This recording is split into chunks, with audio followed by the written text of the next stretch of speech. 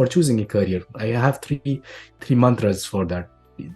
It has to be your own interest, the profession you choose, you need to have competitive advantage in it. So the choice of profession should be your interest. You should have competitive advantage which you can provide, which none other in the world can provide. And the third thing is that whatever you do should have a value in the future. Hi everyone, Jai Hind, Jai Bharat, Jai Mata Di. Welcome to my YouTube channel Merchant Navy Decoded. Today I've got a very special guest with me. His name is Dr. Satya Sahoo. He is my 4 years junior in college. And as you can see this photograph popping up, this is me standing as a fifth year giving all these gentlemen a party right now. And this is Satya Sahoo out here as a first year student with that haircut you can see out here. This is Satya Sahoo. So this memory just came out and I'm very happy to have him here. So for all of you who do not know, Satya Sahoo is right now an assistant professor at World Maritime University. So let's take a round of applause with just Satya sir and just we'll start. So Satya, I would like you to introduce yourself first of all. Thank you so much. Thanks so much, Punit sir, for having me at your show. Actually, for me, shipping was quite also a strange industry. Actually, in my family, I'm from Odisha, a very small town in Odisha, and मेरे दूर दूर से कोई भी family रिश्तेदार कभी shipping में नहीं है. So I ended up in shipping or doing marine engineering at DMIT Calcutta. The only reason was that I could not get into mainstream engineering departments in IIT. So during that time, we were joining Indian Maritime University, or now called Indian Maritime University, through IIT JEE. So I had a very low rank, and that's why I ended up in marine engineering. So I did not choose marine engineering. Marine engineering chose me. Yeah, same here. So yes, but having said that, when you have a lemon, you have to make a lemonade out of it.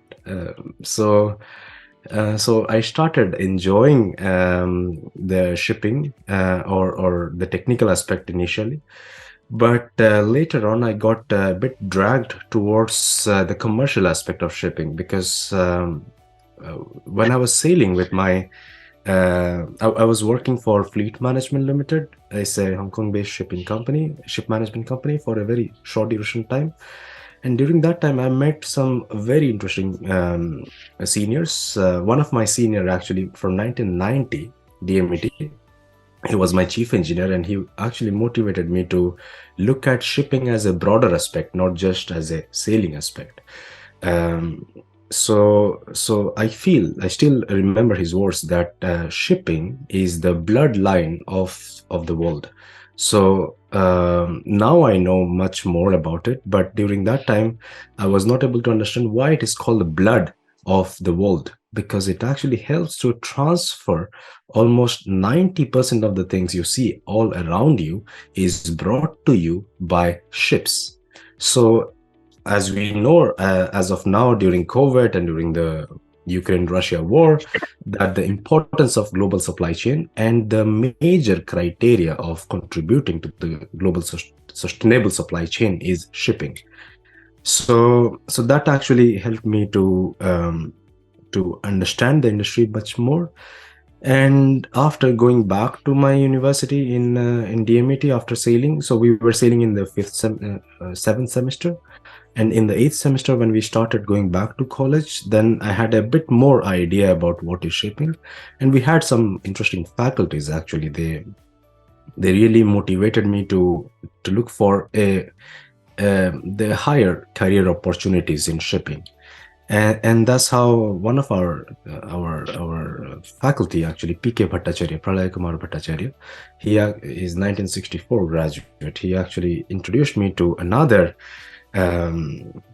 senior, Dr. D.K. Saxena. He was during that time the principal of Tolani Maritime Institute.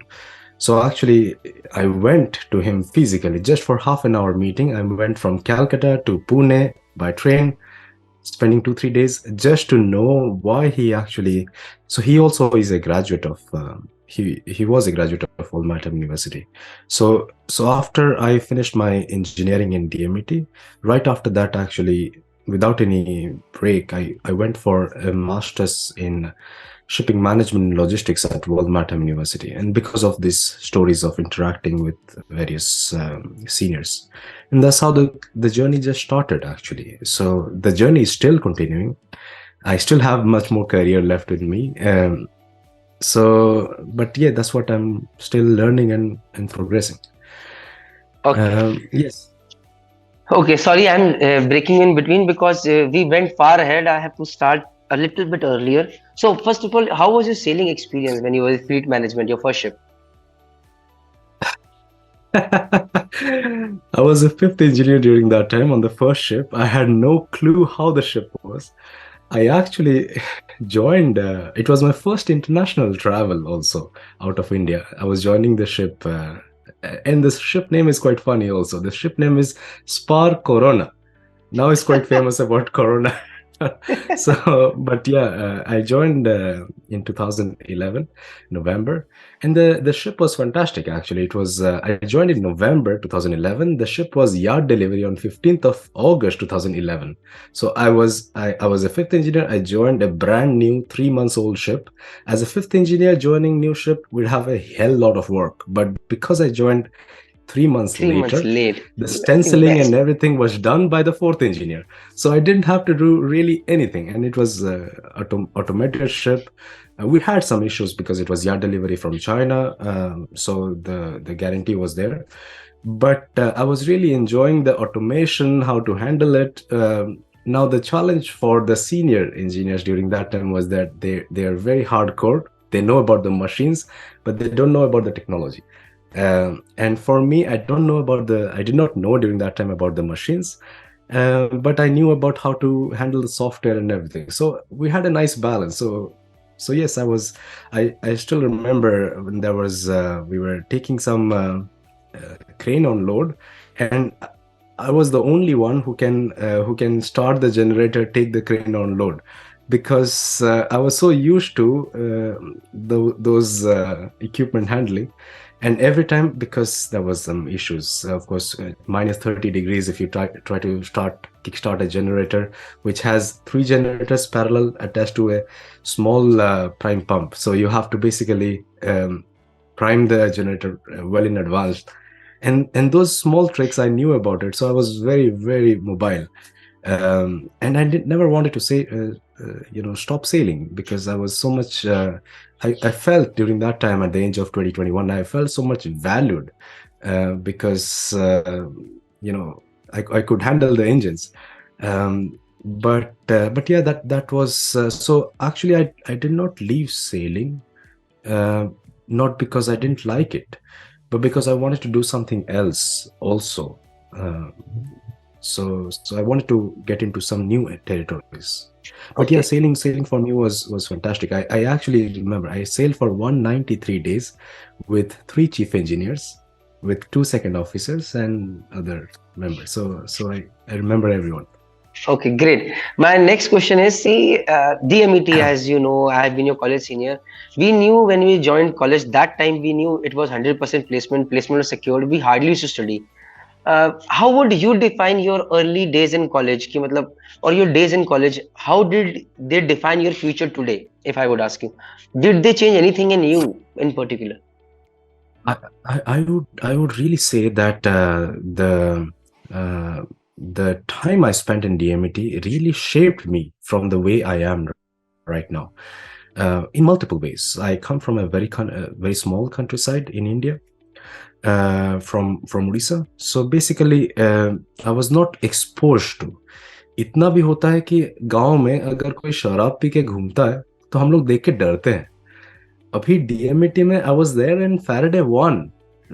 In first year I was there in Faraday 1.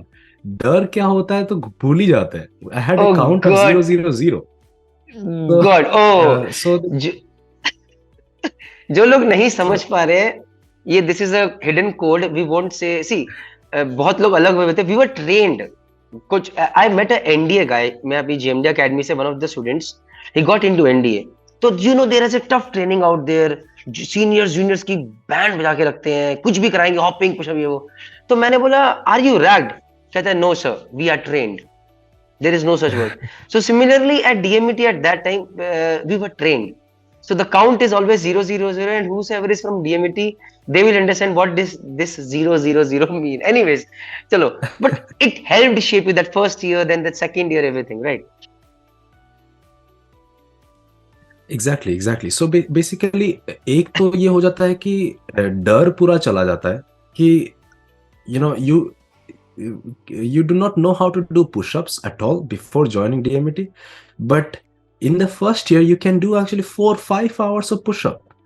Abhi maine ek 2-3 years back I actually read a news that one of the DMT student actually did a Guinness Book of World Record on Yes, knuckle fastest push-ups.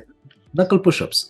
सो ये एक training हो जाता है कि आप कर पा रहे हो नहीं वो अलग बात है, बट आप कर लोगे. So that is something you know that this is difficult, but if you give a try and if you don't give up, you will actually manage to do it. Uh, so that is something, and that also that culture is not, I'm not saying just about academic, I'm saying about the training phase, which is outside of academic, that actually helped me to shape myself in different ways, and over the time I'll share you the stories as well, that there was time where it was impossible, or anyone outside of DMT could have easily given up.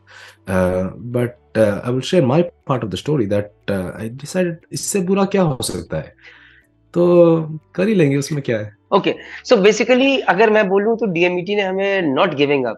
Any situation comes up, we'll face it and we'll move on. वो हमें सिखाया है. So quit sailing क्यों करी, we know. Okay, when you decided to go for this World Maritime University MSc in Shipping and Logistics, so जो Tolani Maritime Institute के जो उस टाइम प्रिंसिपल थे मिस्टर बी के Saxena, he played the most important role. Am I right? It's not just him. I would say he is definitely key, but there were a bunch together. There were our faculty, P.K. Bhattacharya sir. Then there was another senior of us, is Ramesh. He was 1990 graduate from DMT. So they actually all, it was an ecosystem for me. And for me, sometimes I feel I'm quite lucky that I have come across the right persons at the right time to give me some guidance. And at any given point of time, we need actually mentors. Even if someone is a CEO of a company also needs a mentor. So that I would say I was lucky in that sense, and also at the same point of time I was also curious to know about those answers. So yes, it worked both ways. Okay, great. So आगे बढ़ते हैं यार. So did you have to prepare for getting into World Maritime University? You had to give, I guess, GRE तो देना पड़ा होगा? No. It actually depends. It depends in the sense, कोई भी आप masters, not only at World Maritime University, but कोई भी आप अगर मास्टर्स करने जाते हो कहीं पे outside of India, it depends on the curriculum or what so instead of appearing for the exam, you basically have to look at what particular masters you want to go for and what are the requirements of that particular masters. For an example, if it is more related to mathematics or numbers related, then most of the universities do ask for GRE. But if it is more related to management, so they mostly ask for GMAT. So, and it also depends how academically you have been associated. So basically, if your undergraduate and master's is more than certain period of time, then they might ask it for more seriously. Otherwise, if you can provide from your own undergraduate transcript about what courses you have done, and if the university is satisfied, that is fine. But more importantly, it is not about, of course, there is this GRE, GMAT, and also for English proficiency or academic English, you have to present IELTS or TOEFL. But that is just a basic requirement. The more important factor, what I can say now, because I'm also in the other side of the table now as an academia. So more importantly, what the universities want to know is your statement of purpose, why you want to do that course and what you want to get out of that course after you graduate. So basically, a university wants to hire successful students. They don't want to hire, or when I say hire, I mean to take them in their courses. So they want to take the students who are having a very clear vision, what they want to do in their life, and life is much beyond their masters or courses they do. So what they want to do in their life and how this particular course will help them to achieve that vision. So if you can demonstrate that in a very structured way in your statement of purpose, then any of the universities will be more than happy to recruit you. So I do not know whether it is allowed or not, but if in just a gist of 2 sentences, 3 sentences, what did you share as your statement of purpose there? Why it is important is because most of the people who will watch this, they might get influenced. But this purpose is very, very, if you have a purpose in life, I understand today what purpose means. But when you're 21, 22, purpose कई बार समझ में नहीं आता है सत्य. That is the biggest challenge. So Yeah. how did you explain your statement of purpose? I to be honest, I don't remember right now because I had applied for masters in 2012, so it has been Oh, it's actually been 10 long years. time, 10 years, 10 years. But I think when I was meeting all those seniors from either college or from the industry, and they were telling me why I should go for higher education, what would be my benefit. So I think I used those as my statement of purpose. So I also explained, probably because I was working for a ship management company. So what is a ship management company? Why I want to get into shipping management and logistics. I want to understand this global supply chain. But yes, sometimes you may not have a very targeted goal, but you need to have a vision. A vision is a bit wider than a goal. So if you show the vision, which direction you want to head, and sometimes you have to also present it in the right way, which the reader can understand. जैसे हम लोग बात करें, I'm talking to you and to your audiences. If they don't understand the way what I am trying to speak, then the whole purpose is not beneficial.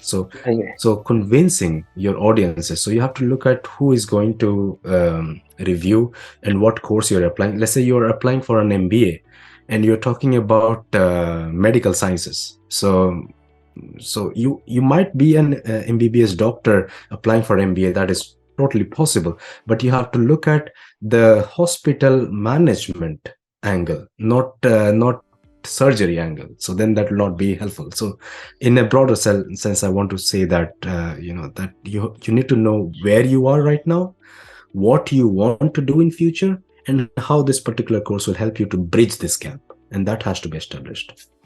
And it will take a lot of self introspection, lot of thinking, lot of meeting new people, and that is how you can do that. So agar मैं पूछूं, suppose yes, Satya, you want to say something? In fact, here I would like to say that you don't really have to. The statement of purpose doesn't have to be a long essay or something. It can be like 1.5, 2 pages, because no one really wants to read a thesis on your life or what you want to do. But it has to be short, crisp, and very clear. And for that reason, you need to think a lot. So not just writing about it, is more about critical thinking. Yeah, I agree. So when you decided to go for World Maritime University, did you give any kind of exam like GRE, GMAT, or just because you could convince them that you have done undergraduate program, it was all done easily? So the requirement of World Maritime University was that you need to have an undergraduate in the relevant area. So though it was I was doing my master's in shipping management and logistics, it's not exactly, but I could somewhat convince in my statement of purpose that marine engineering could lead to a commercial aspect as well. And of course, we had to appear for English exams. So you have to have a very good score in the English exam, because if you're not, you have, they could easily ask you for a GRE core.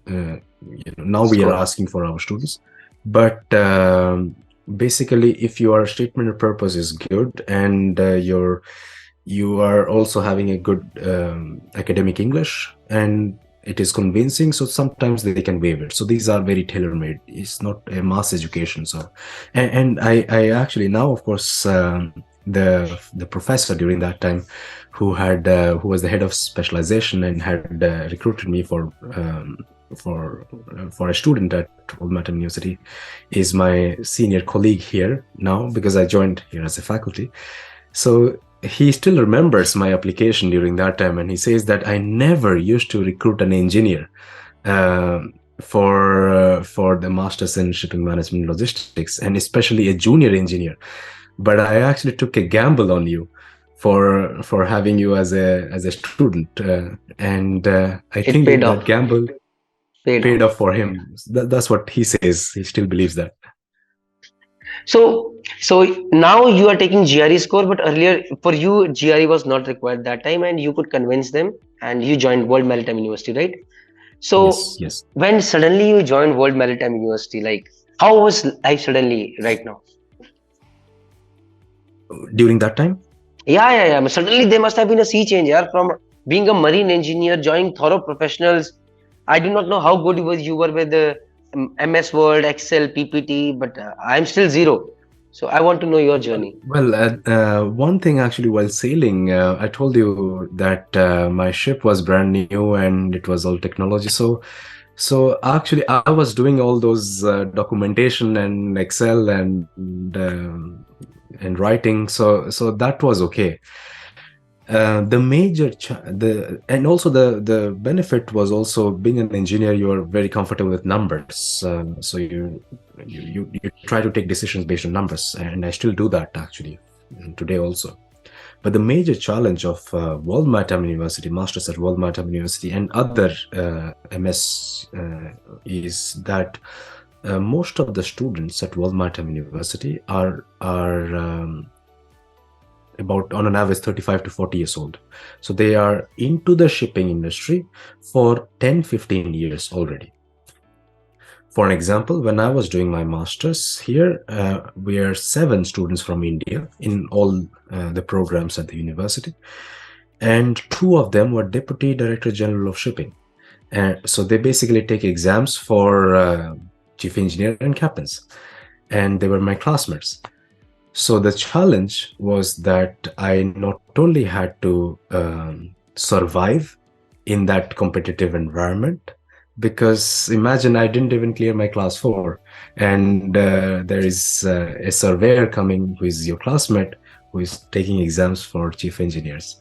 So I not only had to survive, but also I had to excel or perform, because for me, this is a new career start. Financially, it was challenging because it's an expensive, Scandinavia is an expensive place. The university courses, of course, is during that time I felt it's quite expensive.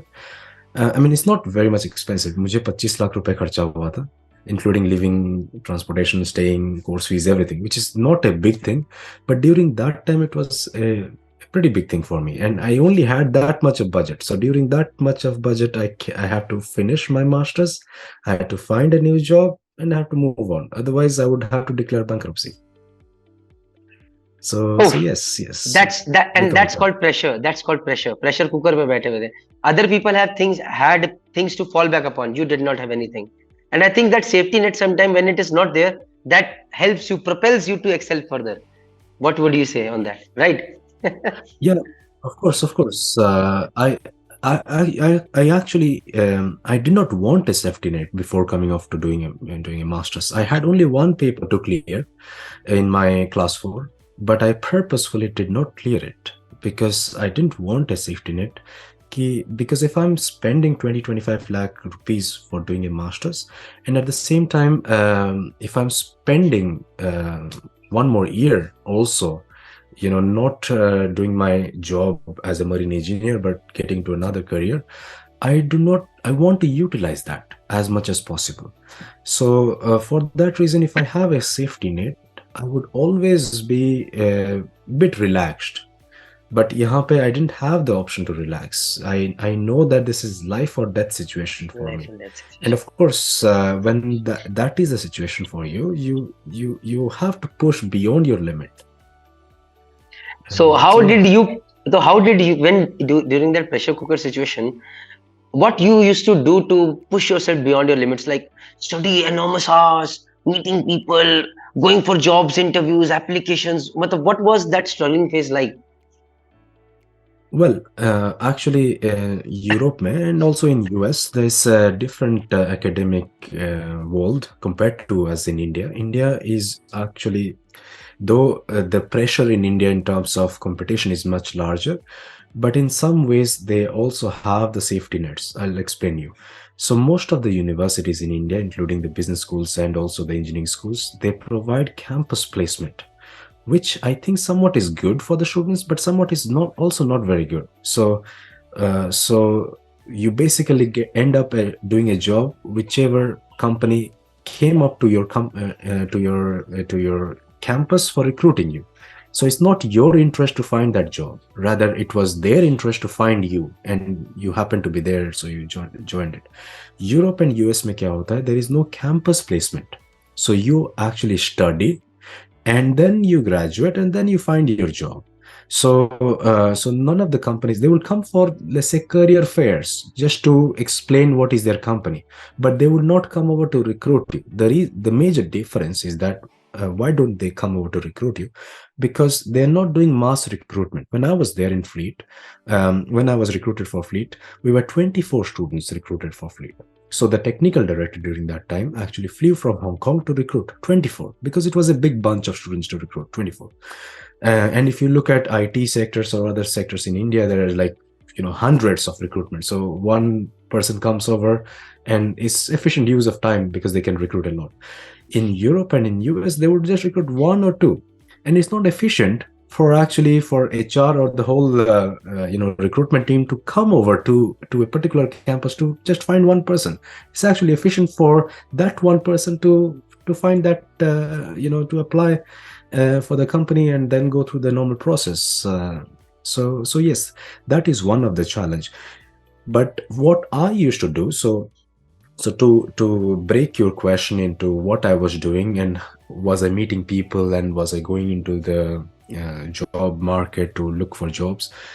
Actually, for the first, let's say the course for me was 14 months course. For the first 7 or 8 months, I was just concentrating on myself, on academics, because I knew that when I talk to someone, they need to also get some value from me. I cannot just talk to them saying that, okay, this is Satya Sahoo, I'm studying here, can you help me? No, this doesn't work like that. So I also need to indulge them into some intellectual discussion so that they will be interested in me.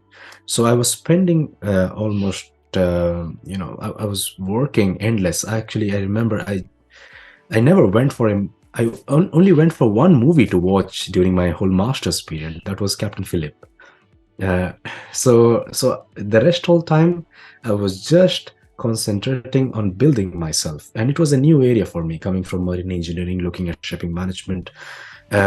So yes, and I was enjoying it. It's not that I was not enjoying it. I was fully enjoying it, but I was only concentrating on studies, and that's it. Towards the end of my master's, I realized that I met different people, and so finding a job for me towards the end of my master's was not very difficult. I knew that whichever companies I would approach, they would be okay to hire me. But I actually wanted not to do a job, but to go for a PhD, because while doing the studies, I realized that I know some things, but there are many things which are not very clear to me. So I wanted to go for a PhD just to answer more of my queries, which was my curiosity. So yes, so that's why I was just towards the end of my master's, I was just applying for PhD options, not an industry job option. So I just want to go back a bit. So when you decided to go for your MS, you must have told parents ki Papa, bhai, I don't want to go for marine engineering any further. I want to pursue this. What was your reaction? What was the reaction at home front? That's a long story, actually. If you can tell in short, if you can tell in short. Well, my parents, my father always wanted to do his higher education. He was a banker. He did his bachelor's in agriculture, but wanted to pursue his academic career, but he could not because of the family and like the financial requirements of the family. So when I actually expressed my interest for doing a master's, he was very happy that I was interested to go for higher education. At the same time, he was also very worried because I'm the only child of my parents. I don't have any siblings. So he was worried that if I go to do my master's anywhere outside of India, I might not return back to India. Uh, which somewhat is also true right now. But during that time, I had only one intention, that I would go to study. I was not thinking about the job or anything. I was thinking that I would go to study and then I will come back to India and find a job in India. So that was my intention during that time. Okay, great. So, Yeah. chalo, now you are going for PhD. So 25 lakhs already spent, no job in hand. Now you're going for PhD, that too Henley Business School. How is this business school like? Matlab, how was going for PhD and how much money more you had to spend, or you started earning money right now? Now, Well, for PhD, um, I had applied for 6 different universities for doing PhD. And I was lucky. I was recruited for all of them. And, and I also regret sometimes that, for an example, I don't regret on the decision I take for Henley Business School. There were other business schools, other economic schools where I was also recruited. I regret the only fact that when the other potential supervisors, when I rejected their offer, I should have kept relationship with them while rejecting the offer. They were very senior, um, and actually, I remember a lady who finished his PhD in 1980s in mathematics and finance, and his her all PhD students are billionaires during 2008 financial crisis, actually. So when she realized that I rejected her offer and chose another offer because I knew the supervisors at Henley Business School, she was very furious. She sent me an email saying that instead of calling me by my name, she said, uh, "Student, you're taking a very bad decision. You will regret in life for that." I mean, I don't regret not reject. I don't regret rejecting her offer, but I regret that I should have at least kept a relationship with her on that. I was just 24 years old, so I felt very intimidated, and I did not know how to respond to these emails, so I just shelled myself and went for the PhD without actually having any connection with them. Yes, but Henley Business School journey was amazing, actually. In Henley Business School, we have a department called International Capital Market Association, ICMA Center. So that's the finance department of the business school, and that's actually one of the largest finance department in Europe. Um, so, so for only PhD in finance, I'm not talking about the entire business school. Only for PhD in finance, every year 10 PhD students are recruited only for finance PhD, which is a big thing in academia. So at any given point of time, you would find 50 finance faculties and let's say 50 around PhD students and maybe 400 around master students. So it's a huge department only for finance. So the experience for me there was out of the world as well, because I came from marine engineering to shipping management and then ending up doing PhD in finance, and my interest was shipping finance. But that was another game as well, that I had to learn finance during that time. But I must say that my friends, my colleagues during that time were very, very helpful, and but at the same time they were giving guidance to me, and I had to walk in that path. So yes, I was working during my PhD time from 9 o'clock in the morning to 4 o'clock in the morning every day for 365 days for 3 years. So yes. कितने घंटा हो गया यार ये? This is like 12. plus 15, 19 hours approximately every day. You're working, huh? You take break of Approximately 1-2 hours in the six, middle. yeah, 16 to 18 hours, approximately 16 hours minimum. You're working every single day for Every three single years. for 3 years. And I was I and another of my friend, we were always the last person to switch off the light in the university. So the security guard knew us, the IT technician knew us. We knew each and everything about what is happening because we were always there at the university working on our dissertation. So yes, the journey was not easy, but I was really enjoying it because I was learning so much of things, and that was my interest to do. I chose, so like I mentioned before, that marine engineer. I did not choose marine engineering. Marine engineering chose me. After that, all the academic career, I chose them. So that was my interest. And yeah, I was also out of the 10 PhD student who joined in my batch in 2014 for doing PhD in finance. I was the only one in shipping finance in that out of the 10 students, and I was actually one of the first student to graduate. I was actually out of the 10 the first student to finish my PhD. So I finished my PhD in 3 years. I had funding for 3 years only, right? So I go You had by. I didn't have funding for more than 3 years, so I had to finish my PhD within 3 years. And within 3 years, I had to finish my PhD, get my job, and move on. So yes, that and was you my did option. that. So again, that rocket was there, and you did it. 16 hours, 17 hours, no matter whatsoever it is, you did it. So my next question is lots and lots of hard work. A good thing, my moment of truth is कि marine engineering chose me, but later on I chose ship management, I chose ship finance. My next question to you is कि now after doing your PhD, you could have done a job, but you chose again to become a professor at World Maritime University. Am I right? Yeah, So now exactly. why again this series of decisions coming? Why WMU back as assistant professor? Actually, that is a very good question. I had a professor who met me in my second year of my PhD, and he asked me that which career option do you want to go for? Do you want to go for academia, which is becoming a faculty, or do you want to go for industry? When I went for my PhD, I went not with a goal of a career, but with an urge to learn. So I was actually not very sure after my PhD which option I would go for. I wanted to enjoy the process of doing the PhD. I did not know about the end results. So I actually told him that I am not sure.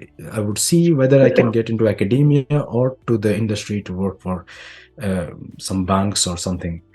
And he did not really like me for that, because it makes full sense not to like me during that time when with this response, because I'm not sure about what I want to do. Really? But towards the end of my PhD, actually, I was sure that I wanted to get into academia.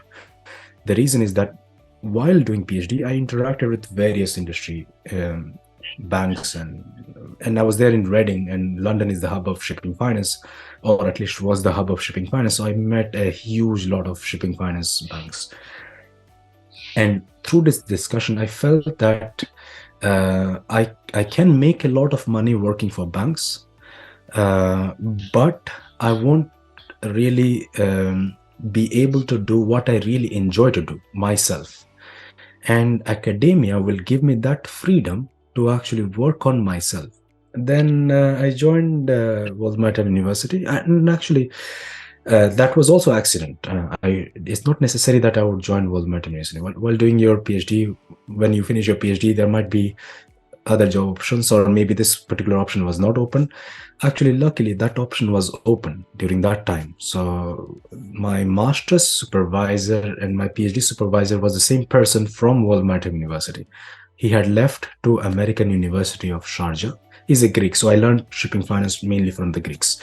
Um, So yes, when that position was vacant, I applied for it, and yes, So so basically, you had money, chunk of money on one side because you have done a lot, and then there was something which you really wanted to do, and you said, "यार ये तो आता रहेगा, इसको पहले पकड़ते." Because I believe if you enjoy something doing, money is अगर नहीं भी आएगा, it is not your priority. The most important thing is satisfaction. Am I right? actually, in economics, we have something called diminishing return. So Okay. basically, अगर आप एक burger खाते हो, आपको भूख बहुत ज्यादा लगा है, आपने एक बर्गर खाया, तो आपको थोड़ा अच्छा लगा. अब दूसरे बर्गर खाए, आपको अच्छा लगेगा, बट उतना ज्यादा अच्छा नहीं लगेगा. आपको तीसरा बर्गर खाने का मन ही नहीं करेगा. नहीं So करेगा. you also, it is in the same sense, you need wealth as much you need it. Anything more than that, you would feel happy, but it will not add so much of satisfaction level for you. And anything more than that, you just don't need it. It's just a number. It's just a number. I agree. I agree. Very well said. So Very you well said. really need to do what you really enjoy. And that would, I think that would a message I would give to your audiences as well, that if you're really enjoying what you're doing, if your passion becomes your profession, you will be actually very successful in both professional and personal life, because then you would really enjoy doing what you are doing, and people will invest in you. People will actually want you to be with them because Agreed. you're passionate about it. Agreed. Agreed. 10 on 10. Very well said. My next question to you is, अभी तक how many eminent shipping personalities have you met? Like there must be many, but can you name a few?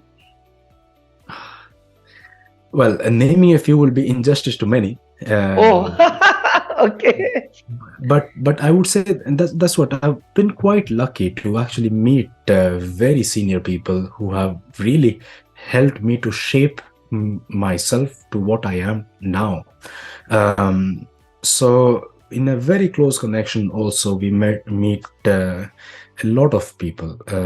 One of the person who actually quite influential in my life was जब मैं world Maritime university में student था.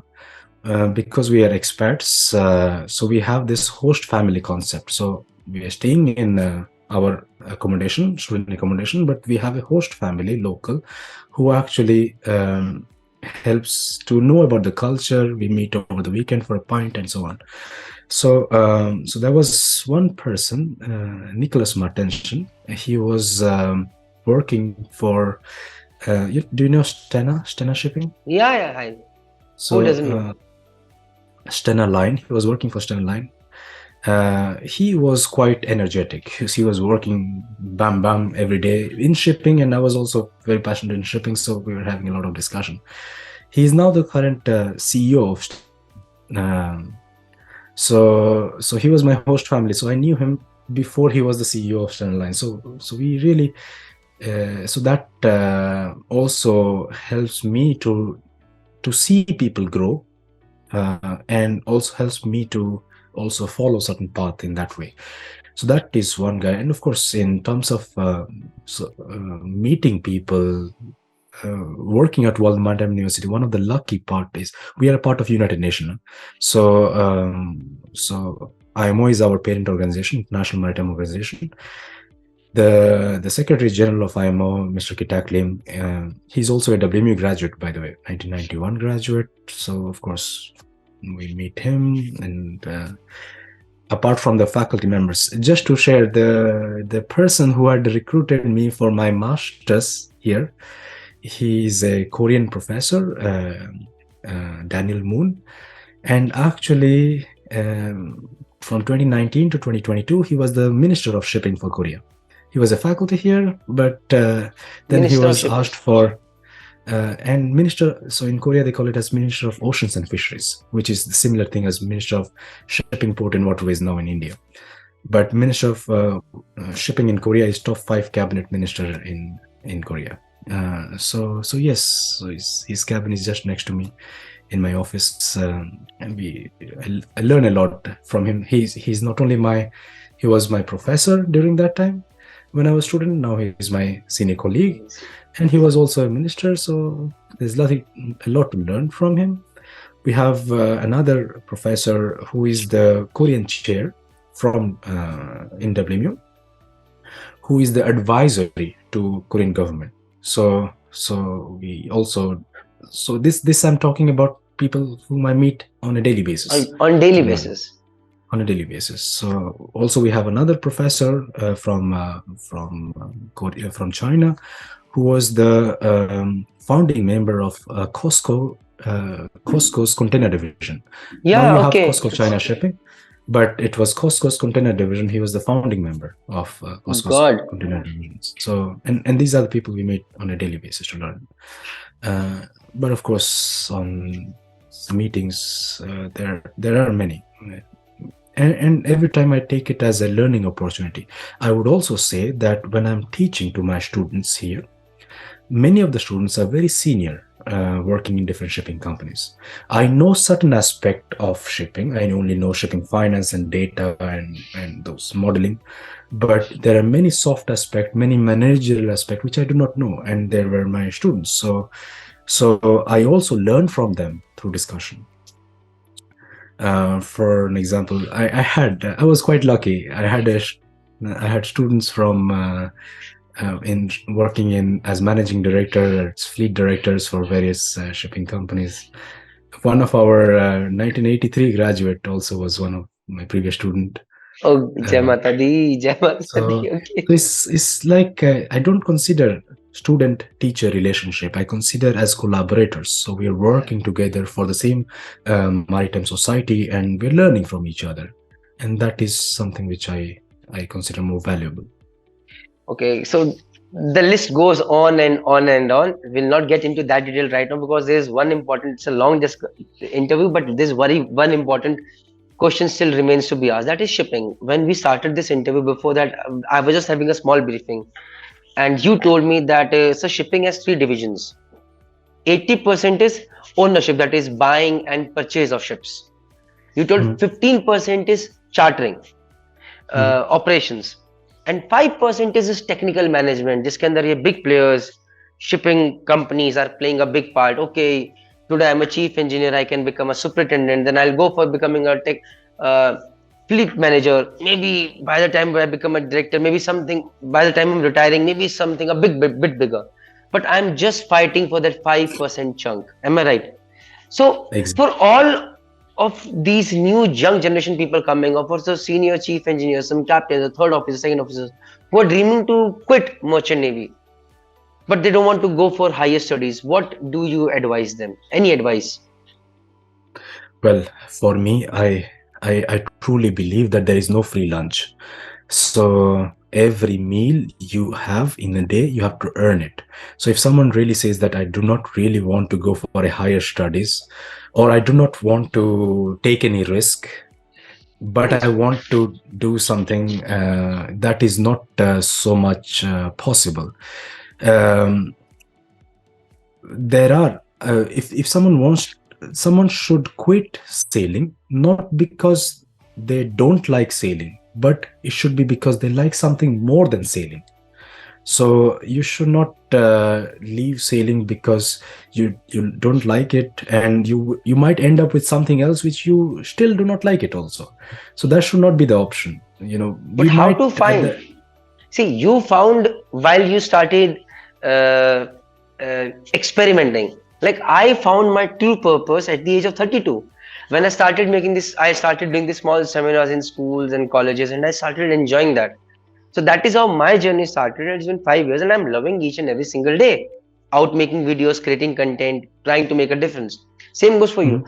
But what happens is most of the shipping people, when they have a child, they don't want to go. They say no social life, and yeah, abhi money, like you said, does not matter after a certain time. Ab paisa aa gaya hai. No, we don't want to do this, right? Mhm. Mhm. So try something else.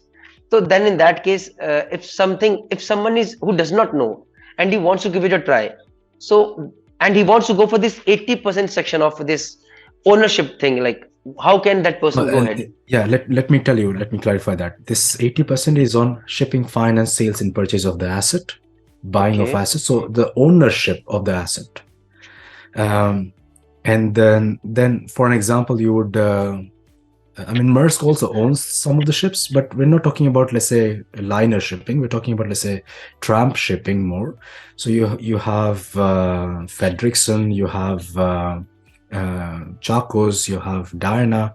Those are big players. They're the, Fredrickson is Norwegian, but you have the Greek who are the big players.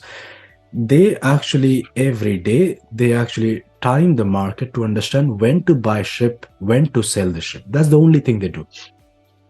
What is the right time to buy the ship, what is the right time to sell the ship, and they make 80% of the shipping, let's say the portion money.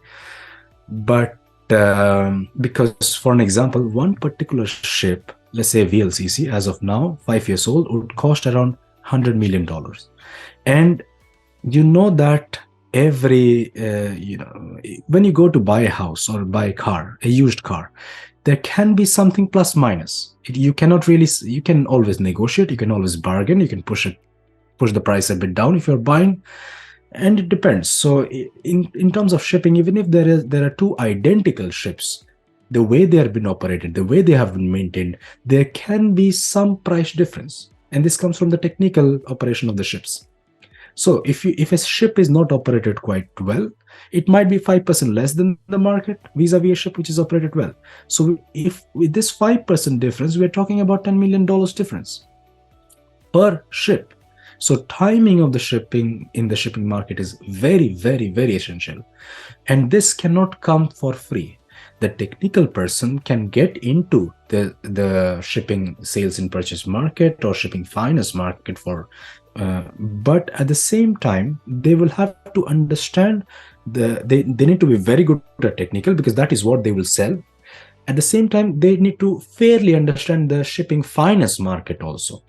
Without that, they cannot do it. However, it doesn't come that I do not want to go for a higher education, or I do not want to invest something else, but I would just get into the market. There is no free lunch. I had a student, actually, a captain, a Greek captain, in 2020, I think, I don't remember, 2020, Alex, his name. He was a captain, but sometimes what happens is that the chief engineers and captains, they have very high egos, that they, mainly from Asian countries, and I'm critiquing my own country also, that if someone is a captain, someone is a chief engineer, they feel that they are the king of the ship. So when they come ashore, they should also be treated as king, because they're in this nutshell or in this cocoon. But this guy was a Greek. He was very open. Even though he was a captain, you would see he's one of the most pleasing guy. He would also listen to the most junior most person what he's trying to say. And actually, he also started developing the interest in shipping finance. And right now, he's working at JP Morgan. JP Morgan is one of the largest investment bank, and they also have shipping finance portfolio. So what is his responsibility is he's not very good with finance, but he has fair understanding of the technical aspect of ship. So what he's trying to do is, when JP Morgan is acquiring a vessel, he is evaluating what are the condition of the vessels and what would be the value of the vessel. So he's able to translate or to communicate between the core finance guys who have money and the technical guys who have the asset. So he's combining this, and he's an investment banker now. In the same way, if you would see, the vice president of Oaktree Capital is one of the largest private equity capital for shipping finance. He's also an Indian guy, by the way. So the vice president of Oaktree Capital is an Indian. He did his master's and then he did his PhD. He's a very, very good person in terms of modeling. But at the same time, he was a captain. After being the captain, he actually went for a master's and then he went for a PhD. So he invested on himself so much, and now he is harvesting the return of the investment. He's now the vice president of Oaktree Capital. So in the same way, if you look at Standard Chartered, the global shipping director of Standard Chartered is also an Indian guy. He was a captain, and then he actually is the global head of shipping finance portfolio for Standard Chartered.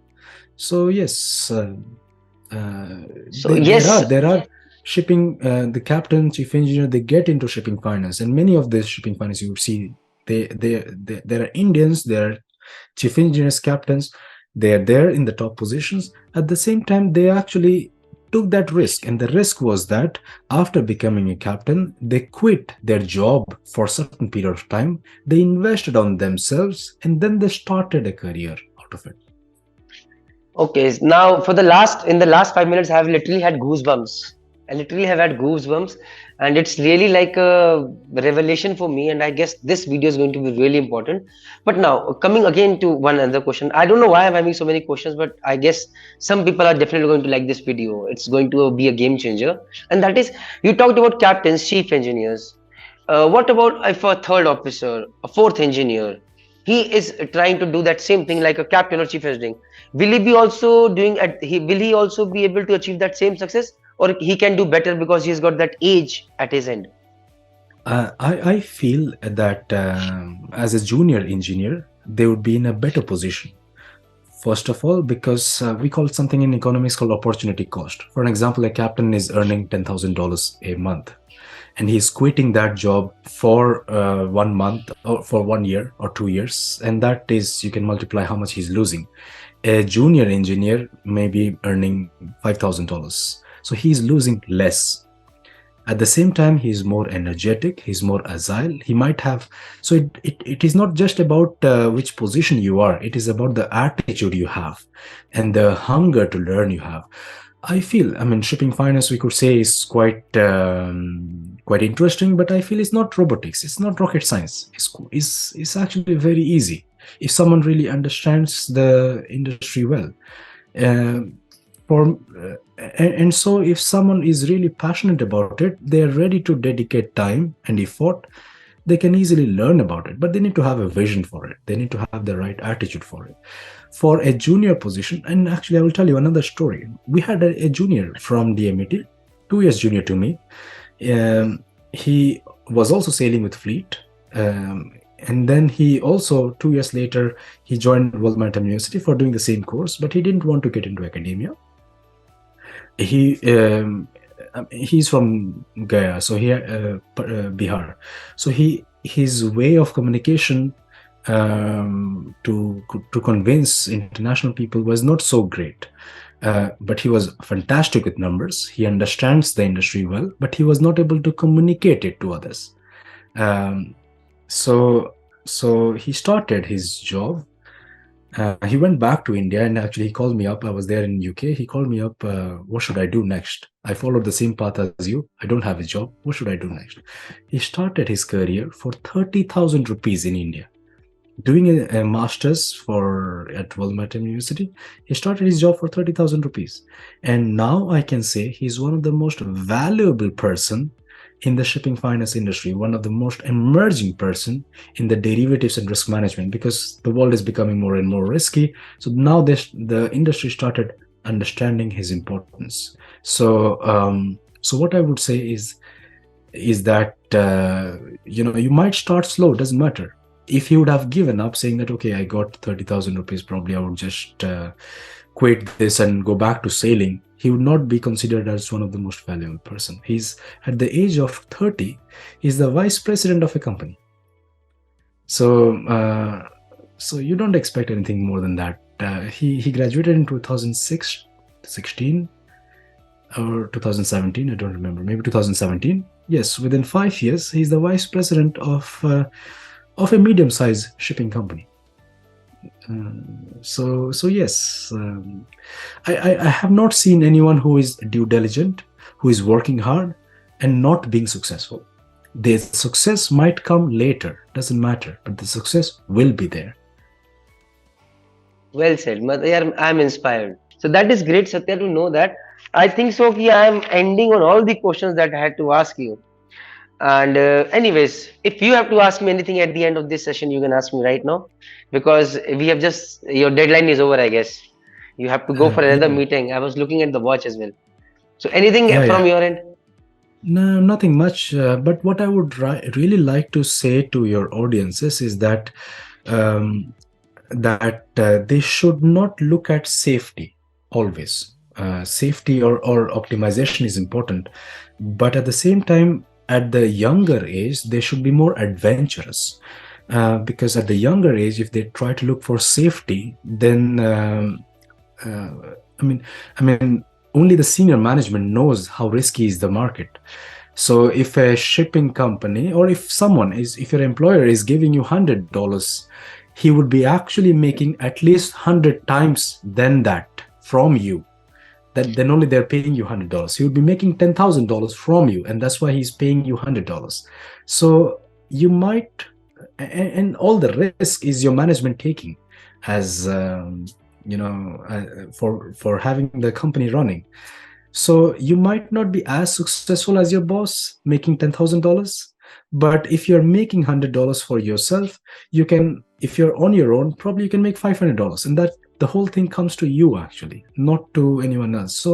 So having that safety net sometimes actually restricts you to be more adventurous, to go outside, to push beyond the boundaries actually, and that only and only you would learn through discussions, to interact with people, to read more about it.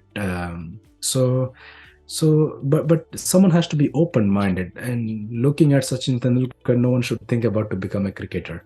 They should actually create their own genre of work, which is unique, which they really like.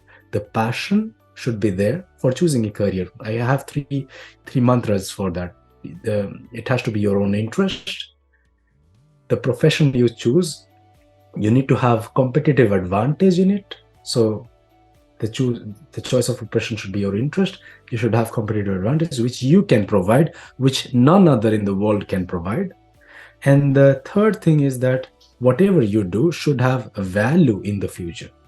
So if these three things are well in balance, then I think the career would be quite good. And this I consider for myself always as well, what I bring on the table, which will be valuable. But I would really like to know, from your side, what are the major questions you face from your audiences? Satya, to be very honest, I am on a mission. I have found my purpose in life. Very late in life, I would say, but I have found my purpose. Over the years, see, we have problems all around, but we tend to ignore those problems, right? Like, I joined Merchant Navy, chose me. I did not choose Merchant Navy. So I did not know how much the job is. I did not know what marine engineering is, and I was there at the counseling session. So lack of awareness was a problem around. When I joined my first ship, I was told by my seniors before that, "Arey, ship pe jaake sab sikh jaoge. You don't have to learn. You don't have to read books." I never read DK San. I read every book. Last 10 minutes of Rajesh Xerox, 10 days, and everything was sorted. But onboard ship, I had damn tough time. It taught me that knowledge is power on ship, and you need to know your work. Competitive environment is very important, and that is where I started making videos on ship. And I'm making that platform for people right now, so that they have one common teacher. Because when I was on ship, कोई second year कुछ सिखाता था, कोई chief year कुछ सिखाता था, and there was to a mix. अभी यहाँ से, so now I'm doing a lot of those stuffs. Then I realized that we are a very staggered community. When we are on ship, we are staggered. When we come home, we are with our own family members. We don't know each other. We don't are no, and then suddenly when you are in need, you don't have anybody to support you. Like recently, I needed blood for my wife, and I did not have a social circle of my own, and I was lost. And I thought, what the hell am I doing? And I'm a seafarer. So now I've realized that there is a 2.5 lakh strong Indian marine community in this world, which is working day in and day out. I have to bring them together. I have to give them the platform where they can learn, where they can grow, where they can make an impact on the world. And buddy, I have found my purpose. And that is where, when people told me, a third officer, a third engineer told me, "Sir, I want to quit sailing. I want to go for higher studies. What should I do?" And I realized that this is a problem. So I've made videos with a lot of my friends. I'm going to make videos with my juniors, with my seniors, with whosoever I find, and let people get that. At least if they can watch 10 videos and they can find, okay, I don't have to make this mistake. Even if one person can get inspired from your journey, and if he finds out one good thing and his life gets impacted, your and my job is done. I'm not talking about thousands of just one person. So this is my purpose. And right now I'm in touch with around 70,000 people. I want to make it lakhs very soon, and I'm not gonna give up. That's for sure. Result, I do not know whether it's going to come or not. But not giving up, DMAT has taught us. Jai Mata Di. No, that is actually a very good mission. Actually, one of the challenge which I face, and probably you are in a better position to resolve it, is that when I was looking for career options at the after my graduation in 2012 in DMT, there were lack of information, so we were not able to connect to people. Nowadays the table is on a different side. There is a lot of information, so Which is a lot of information also indicates a lot of noise. So people actually know what are the options, but they do not really know what they have to do. And sometimes they want to be also when they listen to multiple people, they're more confused about what they need to do actually. So yes, so maybe streamlining those information to someone who can really process it, that would be quite interesting for the maritime society, for India in general as well. So I am working on that path. It's been just 1.5 years that I'm really dedicated toward this mission, and it will take another 2 to 3 years, I guess, to see some changes happening. But again, like your journey is a struggle path going on. I'm already 38 right now, so I have to speed up the process and let's see where my journey takes me. Let's see. Yeah, absolutely. No, we need those things, yeah. But we also have to um yeah, for me, I don't have so much of time to dedicate for the mission like you are doing, but I can just spare 1 hour of my time More to. than sufficient. Even see again, again, it's too early to say. Whenever I'll need your help, let you know. But the least what you can do is, in case if somebody comments in this YouTube video, and if it is related to pertaining to a question being asked directly to you, just please reply that, and that's enough as of now. Nothing else as of Yeah, now. And let me see what I can do in the future. Let's see. yes, sir. So with this, I would like to thank you, Satya, for all these things that you have shared with us. And let's see how many people really get inspired and how many queries do come up. And then we'll figure it out how to help them out as well. So with this, all I can say is thank you very much. Jai Hind, Jai Bharat, Jai Mata Di.